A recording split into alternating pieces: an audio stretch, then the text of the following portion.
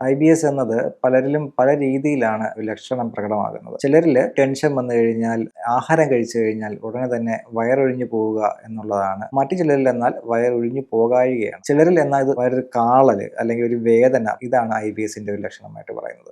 ഇത് മറ്റു ചില രോഗങ്ങളുടെ ചൂണ്ടുപലകയായിരിക്കാം. ആ തരത്തിലുള്ള ഇൻവെസ്റ്റിഗേഷൻസ് ചിലപ്പോൾ അത്യാവശ്യമായിട്ട് വന്നേക്കാം. എങ്കിലും പൊതുവിലായിട്ട് ഇത് നമുക്ക് IBS എന്ന് തന്നെ വിളിക്കാം. നമ്മുടെ ഡൈജഷൻ പ്രോസസ്സ് പ്രോപ്പറായിട്ട് നടക്കാത്ത ഒരവസ്ഥയാണ്. IBSനെ നമുക്ക് ഒരു സൈക്കോസൊമാറ്റിക് അസുഖമായിട്ട് കണക്കാക്കപ്പെടാവുന്ന ഒരു അസുഖമാണ്. ദഹന പ്രക്രിയ ഒന്ന് ശരിയാക്കാൻ വേണ്ടി നമുക്ക് ദീപനപാചനപരമായിട്ടുള്ള ഔഷധങ്ങൾ ഉപയോഗിക്കേണ്ടതായിട്ട് വരും. ചില കണ്ടീഷൻസ് നമുക്ക് പഞ്ചകർമ്മ, അതായത് ഛർദില്, വയറിളക്കുക തുടങ്ങിയ, വമനം, വ്യതിയാനം തുടങ്ങിയ ചികിത്സാക്രമങ്ങൾ ചെയ്ത് ഡയജസ്റ്റീവ് പ്രോസസ് ശുദ്ധിയാക്കിയ ശേഷമാണ് നമുക്ക് പലപ്പോഴും ചികിത്സകൾ ചെയ്യാൻ സാധിക്കുകയുള്ളൂ. ആഹാരത്തിൽ ഒരു നിയന്ത്രണം കൊണ്ടുവരേണ്ടതായിട്ടുണ്ട്. ഓയിൽ ചേർത്ത് പൊരിച്ച ആഹാര പദാർത്ഥങ്ങൾ പൂർണ്ണമായിട്ടും നമ്മൾ വർജിക്കേണ്ടതാണ്. മരുന്നുകൾ ഒരു തരത്തിൽ കൂടി ചികിത്സിക്കുമ്പോൾ അതേസമയം തന്നെ നമുക്ക് മനസ്സിനെയും കൂടി ഒന്ന് കണക്കിൽ വെക്കേണ്ടതുണ്ട്. ഇമോഷൻസിനെ ഒന്ന് പാസിഫൈ ചെയ്യുക, അതിനെ ഡീസെൻസിറ്റൈസ് ചെയ്യുക എന്നുള്ള ആ ഒരു ചികിത്സാ രീതിയും വളരെയധികം ഉൾപ്പെടുത്തേണ്ടതാണ്.